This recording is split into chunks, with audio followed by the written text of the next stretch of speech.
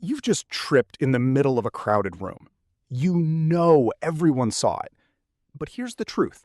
Almost nobody actually noticed. This is called the spotlight effect, and it runs your life more than you think. The spotlight effect is a cognitive bias. Your brain convinces you that others notice and judge you far more than they actually do. It was first scientifically proven in 1999 by psychologists Tom Gilovich, Victoria Medvec, and Kenneth Savitsky at Cornell University. Their experiment? They made students wear an embarrassing Barry Manilow t-shirt and walk into a room of strangers. The wearers thought 50% of people noticed their shirt. In reality, only about 25% did. Classic. Your brain doubled the audience in your own private mental theater. Why does this happen? Because you are the main character of your own story. Your attention is locked on yourself, so you assume everyone else's attention is too. It's called anchoring on your own experience. You can't fully escape your own head. Think about the last time you had a bad hair day. You felt everyone was staring at your head. Reality check? Other people have their own bad hair days, deadlines, and dramas to worry about. The spotlight effect isn't just about embarrassment. It works in reverse, too. You think people noticed your amazing presentation? Probably less than you think. Nobody is thinking about you as much as you think. And honestly, that's liberating. Let's talk about the science deeper. The spotlight effect connects to something called theory of mind. Theory of mind is the ability to imagine what others are thinking. Humans are weirdly bad at it. We're egocentric by default. It's a survival feature, not a bug. Our ancestors needed to be hyper-aware of how the tribe perceived them. Being rejected could mean death. Social rejection used to be fatal. Your brain never got the update that it isn't anymore. Now, your brain fires that same fear when someone sees your awkward dance at a party. The spotlight effect peaks in adolescence. Teenagers are the most affected humans on the planet. Why? Because the prefrontal cortex, your rational brain, isn't fully developed until age 25. So teens literally can't properly calculate how much others care, or don't care, about them. Adults aren't immune. Social anxiety disorder affects 12% of the global population. And social anxiety is essentially the spotlight effect cranked to 11. Famous example? The story of Eleanor Roosevelt.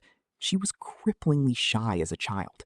She overcame it and became one of the most publicly fearless leaders in history. Her method? Act first, feel brave second, not the other way around. The spotlight effect shows up everywhere.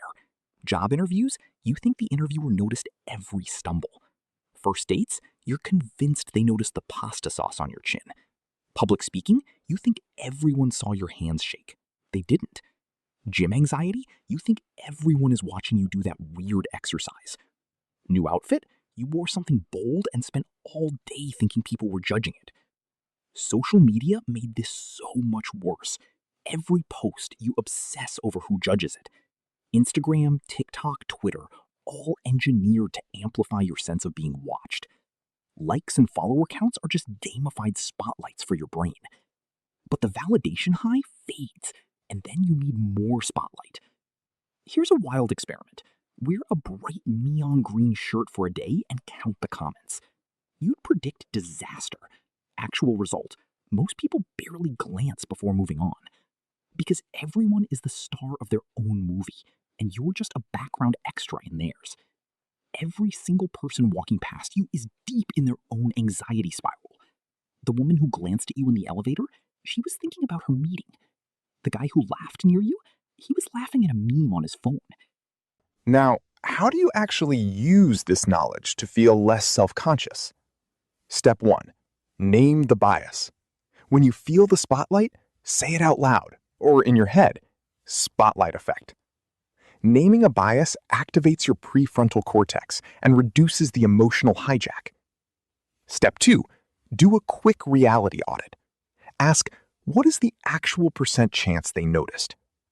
Gilovich's research shows the gap between perceived and actual noticeability is consistently 50%. Step 3. Perspective shift. Imagine watching yourself from the outside, as a director, not an actor. From the director's seat, you see the whole stage and how small the spotlight actually is. Step 4, exposure therapy. Do the embarrassing thing intentionally and watch the world not end. Every time you survive an embarrassing moment, the fear wires in your brain get weaker. Step 5, embrace the forgetting curve.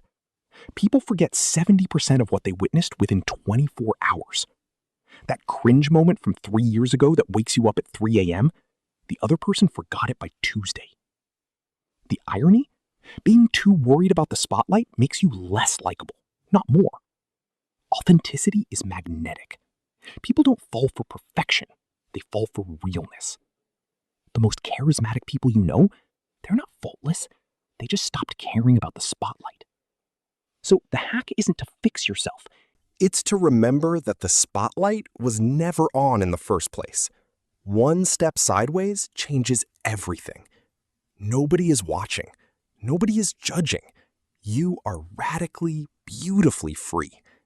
Now go trip in public. Wear the weird shirt. Dance badly. Nobody's keeping score.